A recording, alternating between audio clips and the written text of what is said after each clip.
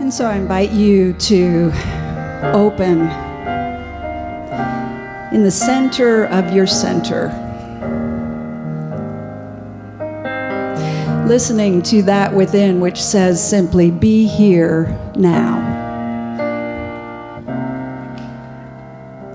For it is in that presence, that moment of just simply being, that the flow happens. There is absolutely nothing you need to do or add or fix or become or learn in this moment. For all is revealed in that presence. Your decision to simply be here now. Knowing that in this place you have everything you need. The breath of life, the brilliance of spirit individualized as you. You, a precious individualization of that one.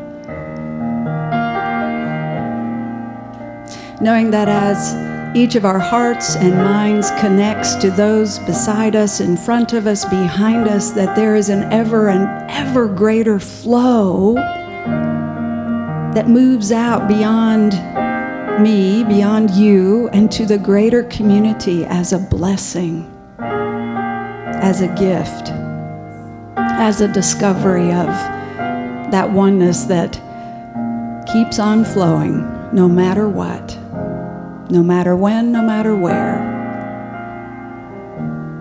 And so breathe in with me one more time. Be here now. And let it flow. And together we affirm our time together as a blessing. And so it is.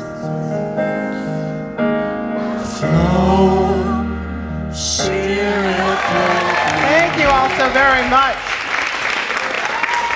This feels like old home week. I feel like Mr. Rogers. I see Anita, I see Alva, I see Renee.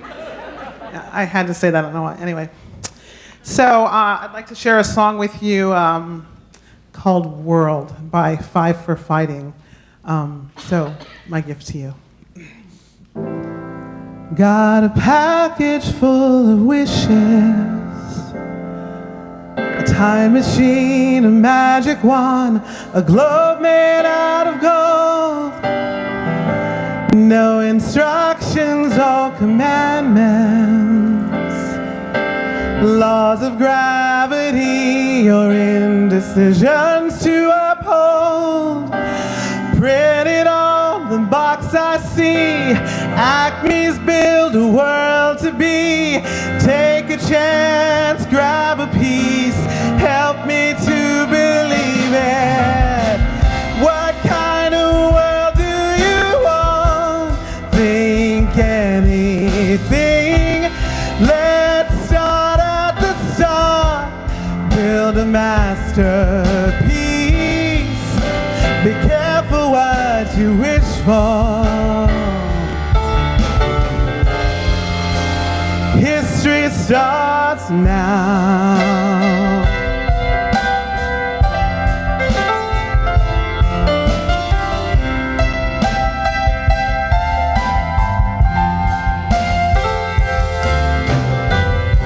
Should there be people or peoples? Money, funny pedestals for those who never pray.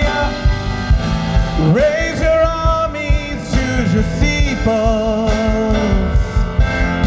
and don't be shy. The satellites can look the other way. Lose the earthquakes, keep the faults, build the oceans without the salts. Every man on his own hand. Can you dig it, baby? What kind of world do you want? Think anything. Let's start at the start, build a masterpiece. Be careful what you wish for.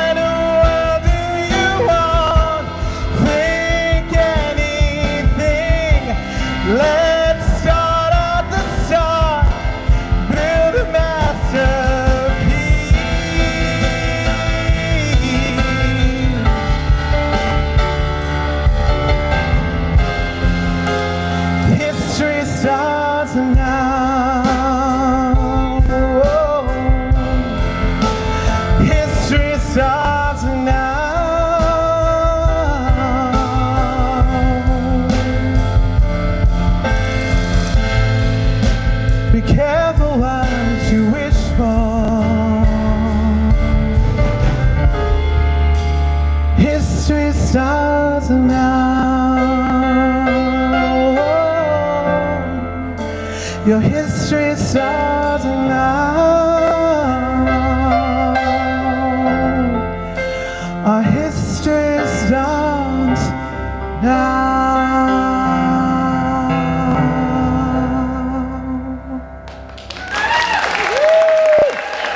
Thank you so much. Miss Robin Thank you, ma'am. Hackett. Thank you so much. Thank you. Thank you. And now please welcome our beloved Reverend Veronica Valle. Grammy Award nominated Robin Hackett,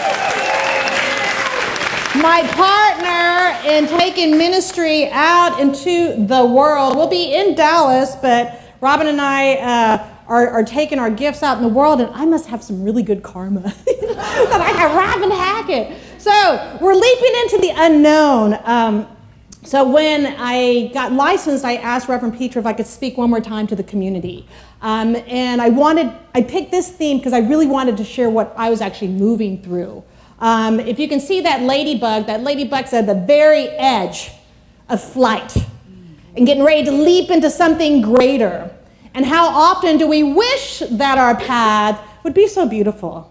You know, this is the Armstrong Woods in California, you know, this nice trail leading up, going, Veronica, this way. Rashard, this way. Chris, over here, you know. But it doesn't happen that way, does it? When we move from one state to the next, it looks like this. And it's actually a true psychological place called the liminal space. The liminality is that when one state is over, literally one state is over, and we have entered this hallway, we don't know where we're going, we don't know what's ahead of us, but that door has closed behind us. We can't live there, we can't go back there. The only way is forward, and because we don't know what's ahead of us, it's this dark, rich, fertile field, but does it feel like that? Now, so liminality is being at the threshold. From the psychological realm, it's talking about one state is over, the other has yet to begun, and it actually produces anxiety because our old coping structures and beliefs are no longer valid. We're entering something so unknown. We have no idea where we're going, what we're doing, and this fear comes up because our structures are no longer valid, and they call it a psychological and emotional abyss, and you're looking for new structures. Liminality. They call it the luminal space because it's a place of real change, but you have no reference point. It's completely uncomfortable. And that's what I was in the midst of right after licensing. It was like, oh, the celebration, you know, school's done, I'm a minister, and then you get home, you're like, what am I doing? Where am I going? And where am I going to work, you know? And so all those old fears start coming up because I'm in this place of not knowing. And it's actually a natural space. And the truth of the matter is, the luminal space, that place of emptying ourselves, so they use liminality and luminal interchangeably, but it's actually a place from going from not knowing to knowing, but it's not a journey in the sense that there's a destination. We all go through it. The change may be you got a new job. It's not always something what we may term negative, even though there's no negative and positive, but it could be a new job and the unknown.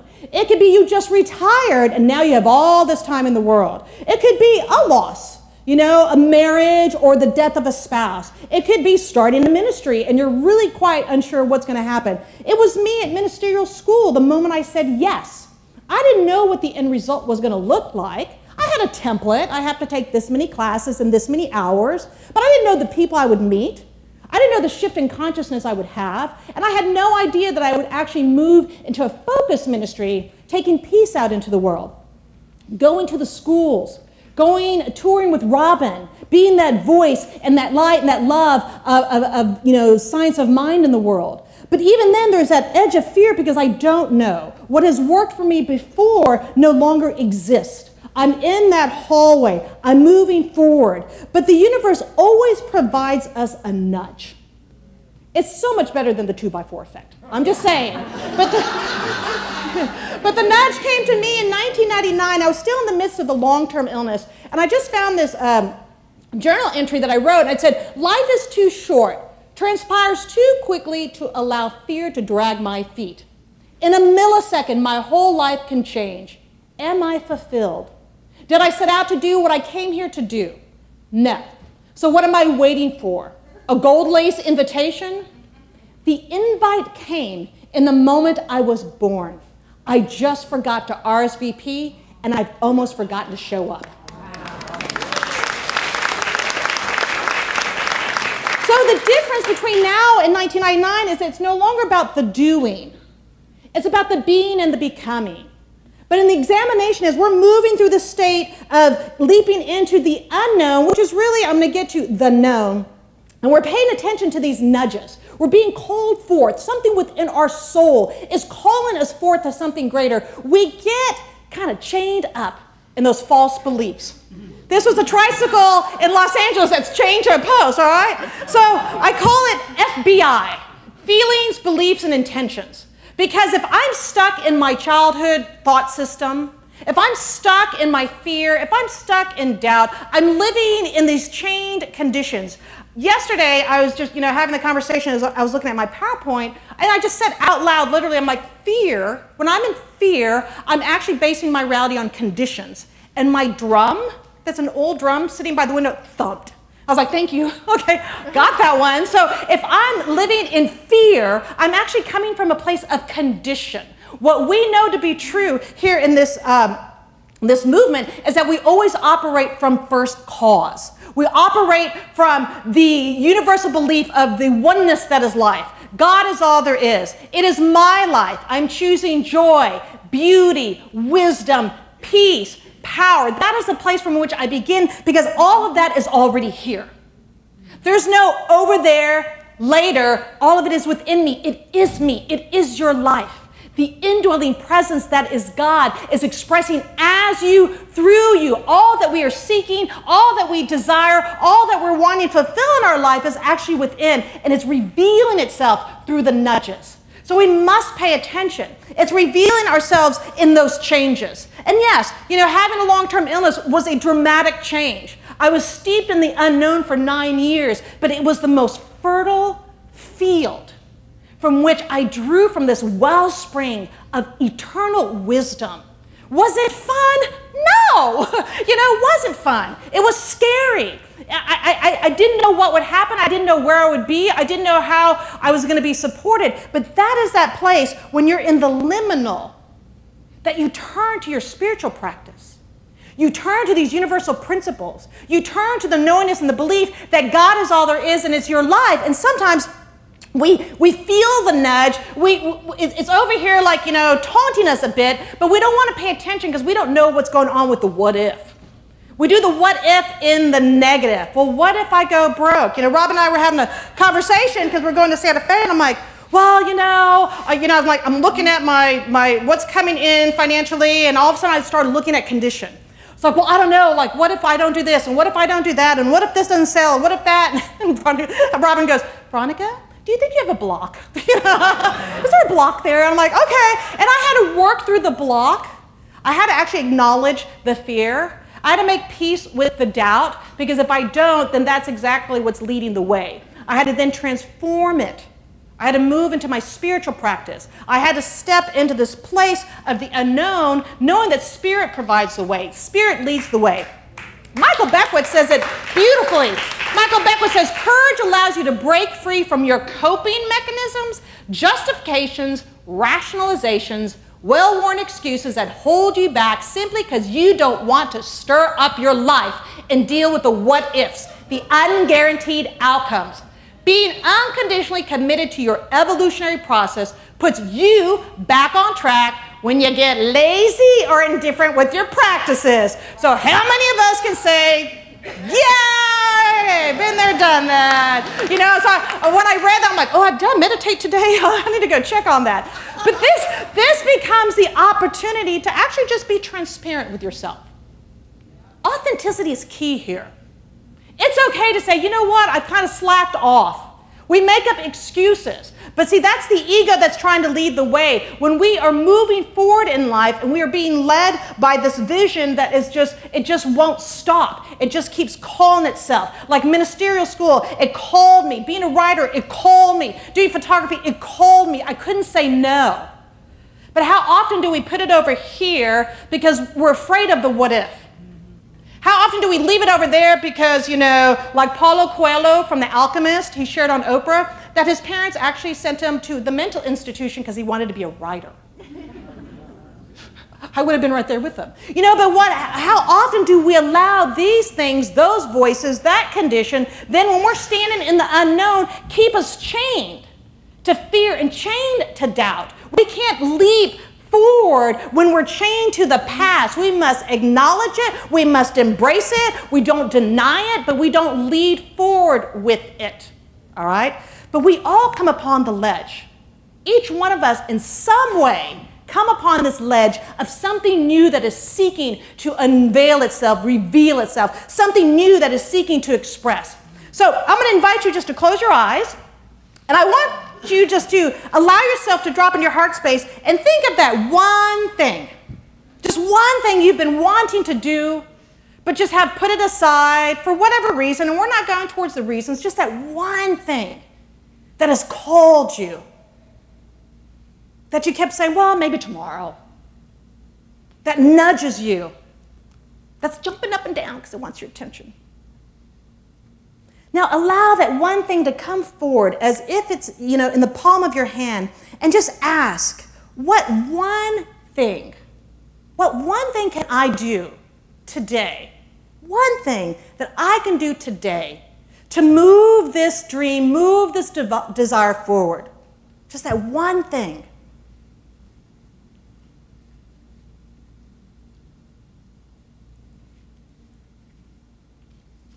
And when that one thing comes to you, I invite you to ask, what quality of God is seeking to reveal and express itself through this one thing? Is it beauty, freedom, love, power, joy? What one thing? Abundance? What one thing?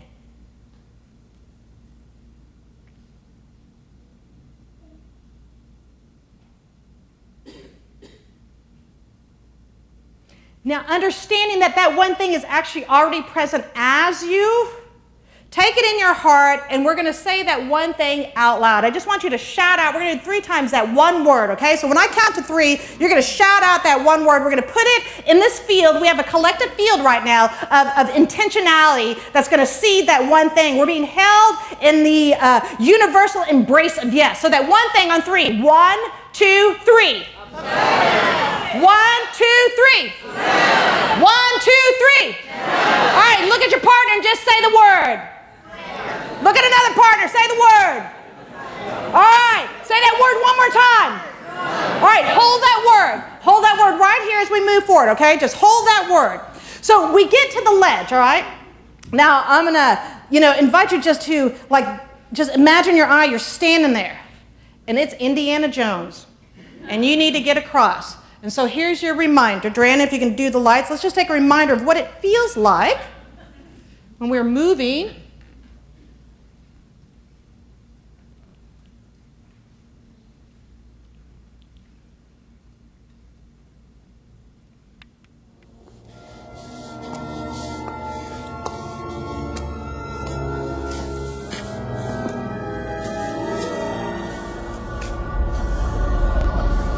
Been there, done that. Wrath of God. Only in the leap from the lion's head will he prove his worth. It's impossible. Nobody can jump this. Indy! And you must hurry! Come quickly!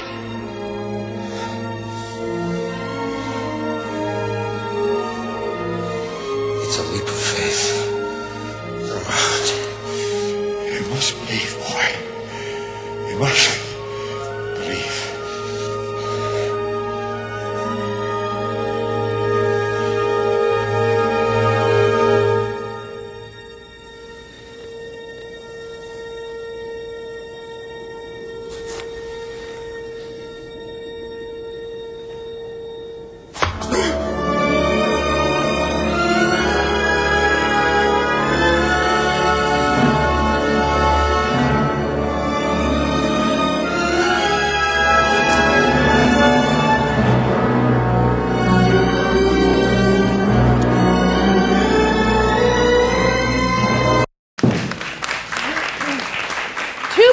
awareness.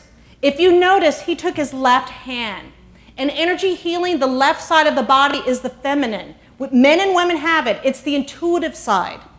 It's the wisdom. He took his left hand, and where did he put it? He put it on his heart. He didn't choose from the head. Well, when he saw the abyss, I would have used certain explicative words that my mother would not appreciate, because I would have been like, you know, but he stood there and he paused and he put his hand on his heart and he breathed deeply into his heart. This is the space and the place of the deepest wisdom. This is a space and the place from which every tradition that I've ever studied talked about, not just like a physical part, but from which the heart, that indwelling presence, that consciousness, that pure consciousness dwells. And if you notice, he didn't take a leap with his right foot, he did his left. Intuition, wisdom, insight. He paused. And then he went within, and with that faith, he did what? He took one step. He didn't jump from that ledge to the other ledge. He took one step. How often when we get to the ledge, we either do the Forrest Gump, I wanted to show that video, or you're running this way, you know, but if that door is closed, you have nowhere to run. But he didn't go backwards. He stood there with his hand on his heart, the wisdom of the heart. We're seeing it all over the place, that we have to move from the head. The head serves its purpose, but the head cannot lead. It is the heart that leads us into that divine right action, from which the leap may not be an actual physical leap, but it's a place of wisdom, the place of potentiality, the place of knowingness of the truth of who you are. So in that knowingness, you know, when you put your hand on your heart, put your hand on your heart right now, close your eyes again, and take that one word, that one action that you want to take, and that one word that you shouted out. And imagine yourself moving, led by love, being led into the direction of that one word, trust, love, joy, freedom, in the intentional action that you set into motion. See yourself. Feel it with every ounce of your beingness. Be it. That one action, that one movement with love, towards that intention, towards that dream, towards a manifestation. With every ounce of your beingness, knowing that you are fully supported by Spirit. By the very nature of the immutable law, that what you put into that law only says yes. So let's scream a couple of yeses. Feel in your heart, yes. See what you're doing. Yes, yes. Feel it, yes. You stand in that yes when you're getting ready to leap. You stand in that yes. In fact, you open your eyes. Stand in that yes. Because once you make a decision, the universe conspires to make it happen. Do you believe that? Yes. Do you really believe that? Yes. So let's say it together, but instead of you, we're going to say I. Once I make a decision, the universe conspires to make it happen. Let's do it again. Once I make a decision, the universe conspires to happen. Now turn to somebody next to you and say, once you make a decision, the universe conspires to make it happen. Turn to somebody else. Once you make a decision, the universe conspires to make it happen. One more time. Once you make a decision, the universe conspires to make it happen. It is true. It is absolutely true. And when we're in this infinite field of potentiality together, we are all at some point, every day, every week, every month, standing on the ledge of the unknown. When I decided to have a focus ministry, I'm like, I have no idea. I have the vision, I have the passion, but I'm not, I'm a poet. I don't want to write a business plan, I got to do what? A budget, And so what I did is I went into my heart space. First thing is I didn't hurry. Because the minute you get licensed, your ordination process does not start until you have a letter of call. Because I have a focus ministry, I don't have a letter of call till it gets approved from Home Office, Centers for Spiritual Living. So people were coming at me, he's like, do you have a letter of call? Do you have a letter of call? And I'm like, can I just celebrate that I finished school and I licensed? Can I be in that? And I noticed the shift in myself was I didn't rush towards get it all done. It's been 2 months. Every day I move with it. Every day I groove with it. I wrote this beautiful poetic, I just thought it was fabulous poetic version. And then one of my board members who's an attorney is like, that's great, now let me weave this. And I called forth, I said, Spirit, this is actually not mine. It is the indwelling presence as me that is doing this. And I call forth, just whatever support to make this vision unfold, because the service that we are seeking to reveal in this world is to uplift people into the magnificence of who they are. And then all of a sudden, here comes this person. All of a sudden, here comes this person. Now, I could have stood at that ledge and I could have waited and done nothing. But I took my time. I took one step. Then I had a conversation. Can you support this? Yes. Then I had another conversation. And then every day I was in prayer. Every day I am in prayer about it. Just show me the way. I don't know what it's going to look like down the line. I'm in that place where I've actually moved through the hallway. I've opened up this other door because I've said yes. I've taken that knowingness, that Spirit as me knows what to do, how to do it. I totally surrendered it to the greater. And every time I do that, it is the universe conspires for my good. The universe brings it forth. So for me, that leap is love expressing as awakened power and presence. It is your infinite nature. It is divine love that is your very life. It is the power that Iyanla Vanzant says is the greatest, most enduring power in the universe. Then again, there is no other power. So the other day, our dear friend Ernest Holmes said, the law of the Lord is perfect, and the law of the Lord is love. You are made perfect in the law when you enter into conscious communion with the love. It is only through love that the law can fulfill itself in your experience. Because love harmonizes everything, unifies everything. You can never make the most perfect use of the law of your life unless that use is motivated by love. It is the self-givingness of life. It is love that is awakened as us. It is love that is expressing as us. It is love that is the awareness of the power and the presence that is our very life. This is what makes us so unique. Because if you go out in the world, there's a separation. There's the fear, there's the doubt, but we can come to that place of knowing it is God as me. And there's a power of good in this universe and expresses through every thought, every intention, every belief. So I'm not going to operate from that false pretense of the past. I use my spiritual practice. I utilize consciously activating the law with universal principles. I reach out to my closest friends and colleagues to hold me in that space. And the leap isn't just, woo, I'm going to go all the way out there. One step, boom. One step, one step. And it's just like when we drive at night, you could only see 10 yards in front of you. One step today, one action today, one step. Because the known is God is all there is. When we leap into what we think is the unknown, we are leaping into the known. God is all there is. The source is love, is the self-givingness of life. The sacred is the I am, that is each one of us. That is the declaration of our truth. And the leap is surrendering to the greater. It's not about the ego. It's about the evolution of being and becoming. And that's what infuses our doing. Because we are the joy of God expressing. We are the love of God expressing. We are the freedom of God expressing. Now, for me personally, whenever I'm in a funk, I like to move. I got to walk, but really I like to dance. And so, when you're moving energy, because we're vibrational beings, you're actually shifting whatever's stagnant within you and allowing it just to be transmuted. But for me, the dance moves the energy, and the dance activates the very word that I declare in every ounce of my beingness, because consciousness is not in one place. It is us. It is the trillions of cells that are conspiring for our good. It is your heart that beats unconditionally. It is your eyes that see with such clarity. It is the entirety of who we are. So, we're going to shake our truth, okay? Because Robin Hackett introduced me to Mercy Me. And one thing about my Christian brothers and sisters, they may believe in God that is external, but their faith is tremendous.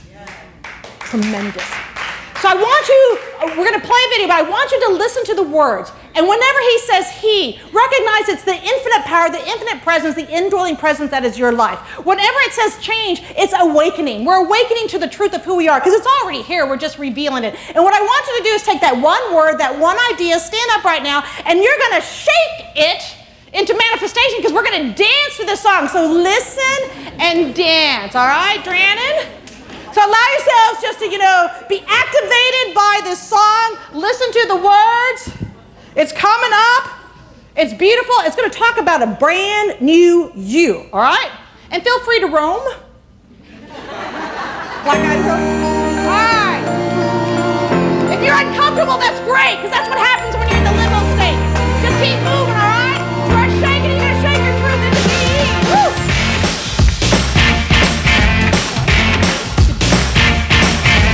I just can't believe where my life was at.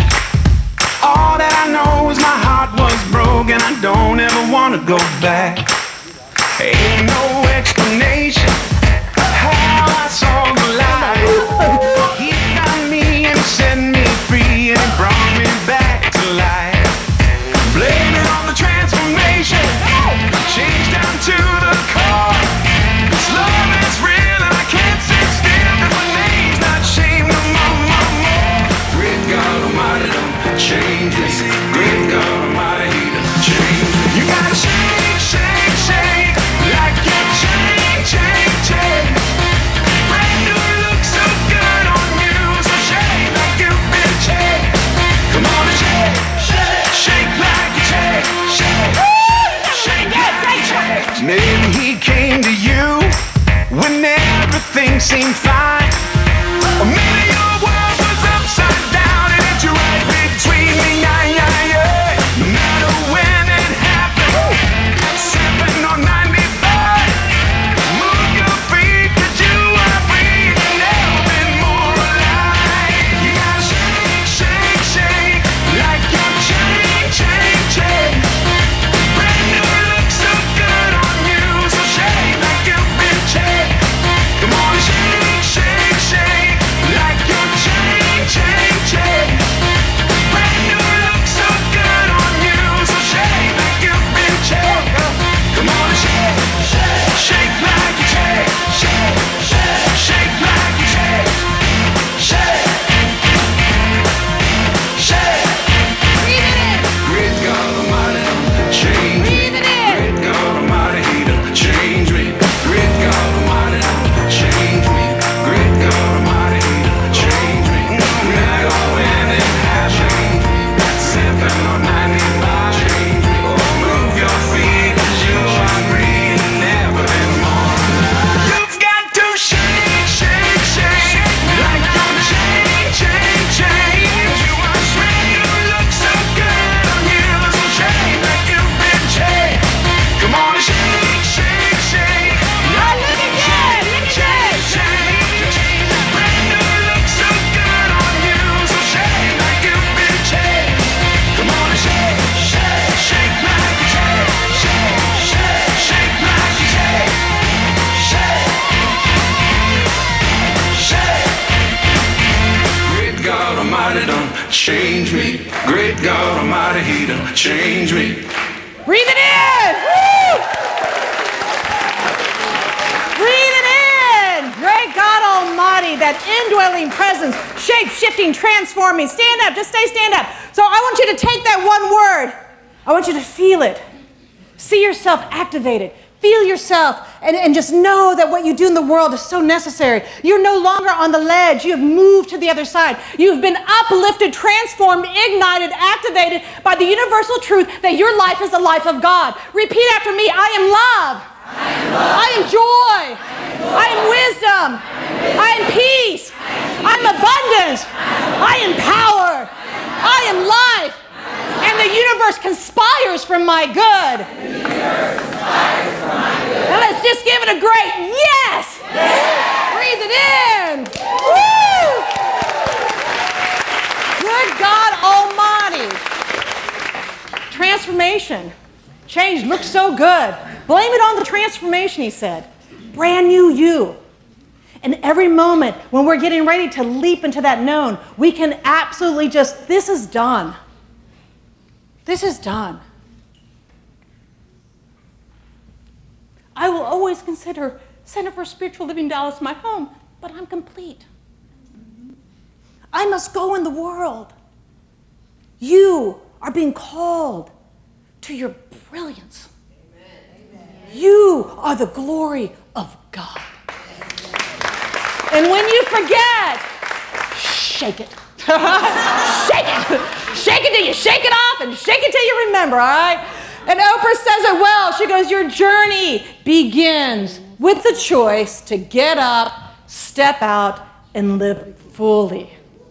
So are you ready to live fully? Yes. So I stand here in full witness of your absolute divine nature, knowing that whatever your intention was, that next choice is already fulfilled, and it leads you to the next step, and you continue to expand and grow in the glory of who you are. So I invite you just to go within, and let's just anchor that in prayer. That vibration, that feeling tone is the oneness, the one power, the one presence, the one reality. As we pay attention to the nudge, that little voice, that absolute little push, sometimes a shove towards the ledge, we know that we're divinely guided and supported. As we move to the ledge, we know that we leap because it is love that is expressing as the awakened power and presence that is our life. And we leap and take action in the knowingness that there's only one power, that is God. There's only one truth, that is God. There's only one love, that is God. And it is our very life, nothing less. The magnificence of the one, awakened to the full glory of who we are. So we move about not just our day, but we move about our lives ignited in this truth of the spiritual reality of the glory of God, the magnificence of God, the truth of our being and becoming as an evolutionary process of awakening, because it is already here, right now, as us. We leap in the yes of our glory, the yes of all that we desire, the yes of our beingness, the yes of our truth, and it's in that yes that we are activated, ignited, and uplifted in every moment. And when we forget, we turn to our beloveds here because we know this truth for each other. So I see each one in the full manifestation of who they are, the one made manifest. I see the power of the presence expressing fully as love, truth, abundance, joy, and more. And knowing that it is already done in this immutable law that always and only says yes. That I give thanks for that yes. And I give thanks knowing that this is complete. So I call it beautiful in every single way. I call it perfect because it is the perfection of the one. Oh, let's breathe it in because I called it so good. Because it is God. Always God. Only God. Breathing in. Exhaling as we go about our day. Ignited. We affirm this together because it is activated. And we say, so it is.